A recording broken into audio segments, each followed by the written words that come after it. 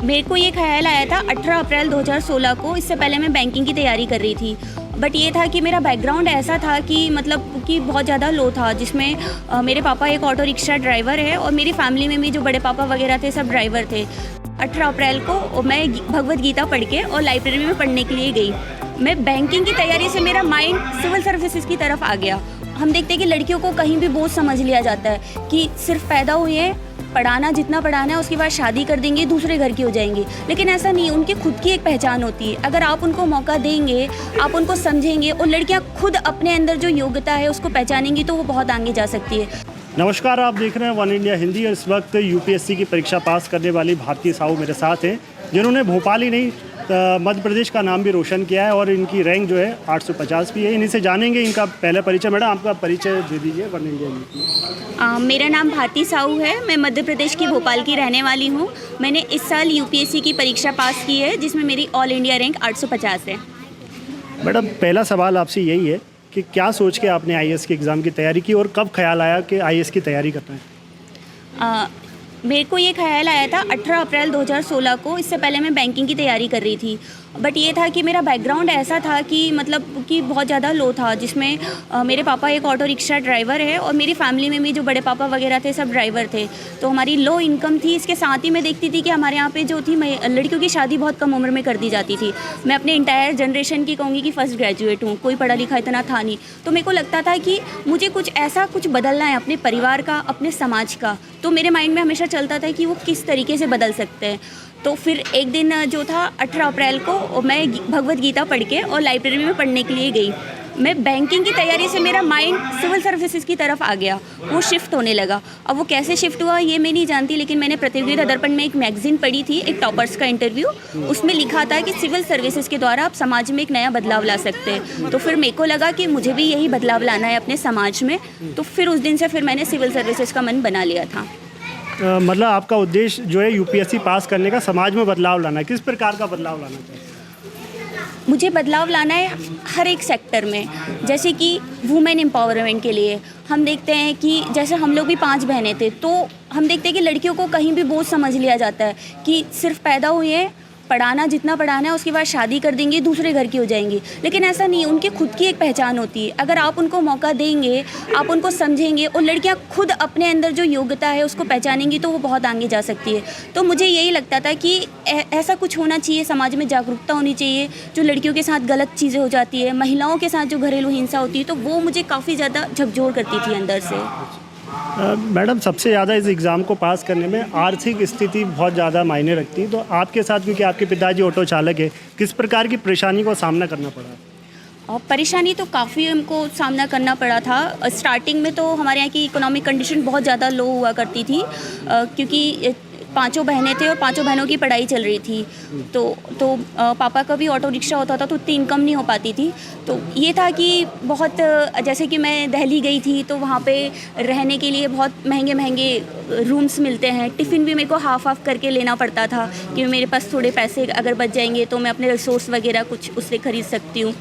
फिर थोड़ा थोड़ा अगर इकोनॉमिक कंडीशन भी सुधरी हमारी, तो लेकिन मेंटली जो था वो काफ़ी ज़्यादा चैलेंजिंग रहा था मेरे लिए, क्योंकि इतने अच्छे बैकग्राउंड के लोग मैं देखती थी तो मुझे डर लगता था कि मैं यहाँ कहाँ किस तरीके से इसको कर पाऊँगी। कई बार देखा जाता है कि जो ज़्यादातर जिनका सिलेक्शन होता है उनके पिता आईएएस है, कोई परिवार में कोई आईएएस अधिकारी है, या तमाम ऐसे मतलब रिच फैमिलियों से आते हैं। एक निर्धन परिवार से मतलब मिडिल क्लास फैमिली से तैयारी करने में काफ़ी संघर्ष करना पड़ता है। तो दिल्ली में किस प्रकार से आपको मतलब संघर्ष करना पड़ा? दिल्ली में मुझे यही संघर्ष, मेरा सबसे बड़ा संघर्ष था कि हम लोग वहाँ पे मतलब मैंने ऐसे रूम्स लिए थे कि एक था 2500 का रूम मिला था, और 2500 के रूम जो था उसमें मतलब एक फ्लैट था, उसमें 4 लोग हम रहते थे। तो वो इतने छोटे छोटे रूम हुआ करते थे, तो मेरे को लगता था कि पता नहीं कैसे इसमें मैं स्टडी कर पाऊँगी अपनी। और फिर वहाँ पे टिफ़िन वगैरह का भी मैंने जैसे बताया, खाने का जो था, तो वो चैलेंजिंग काफ़ी हुआ करता था कि मुझे पैसे भी अपने बचा के चलने हैं, मुझे अपनी स्टडी मटेरियल्स को भी लेके चलना है, और वहीं अपना जो खर्चा था उसको मैनेज करना है। आजकल सोशल मीडिया का ज़माना है, यूट्यूब पर भी तमाम तरह के गाइडलाइन वीडियो हैं। तो आपको सोशल मीडिया से कुछ मदद मिली? हाँ, सोशल मीडिया से काफ़ी मदद मिली। हम देखते हैं कि जो दूर बैठे लोग हैं, दूर दराज के लोग हैं, जो नहीं जा पाते बड़े बड़े शहरों में पढ़ाई करने के लिए, तो अगर हम सोशल मीडिया का सही तरीके से यूज़ करेंगे ना, तो वो काफ़ी हेल्पफुल हो सकता है। जैसे कि यूट्यूब पर कई तरह के जो टॉपर्स होते हैं वो अपनी स्ट्रैटेजी वगैरह डालते हैं, और कई टीचर्स हैं जो ऑनलाइन एजुकेशन अच्छी प्रोवाइड कर रहे हैं। तो अगर आप उनसे स्ट्रैटेजी अपनी बनाना चाहते हैं तो वो भी काफ़ी हेल्पफुल हुआ था। आपने किस कोचिंग संस्थान से तैयारी की क्या? नहीं, कोचिंग संस्थान से मैंने किसी पर्टिकुलर से तैयारी नहीं की थी, मैंने सेल्फ स्टडी किया था। लेकिन जो अस्मिता स्कॉलरशिप में मेरा हो गया था पिछले साल, उसमें मुझे रहना खाना और मेरा जो मेंस लाइब्रेरी का था वो मेरे को फ्री मिल गया था। थोड़ा सा इस योजना के बारे में बताएंगे, किस सरकार मतलब केंद्र सरकार की योजना थी या मध्य प्रदेश? नहीं, ये दृष्टि IAS जो कोचिंग संस्थान है उसकी एक योजना थी।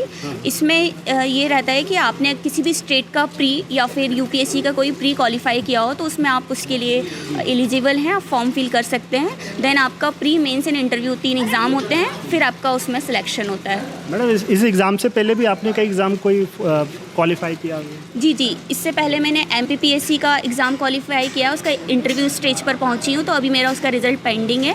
इस साल का मैंने MPPSC का मेंस लिखा है, मैंने UPPCS मेंस भी लिखा है, और मैंने MP का ग्रुप 2 एग्ज़ाम क्वालिफाई किया है।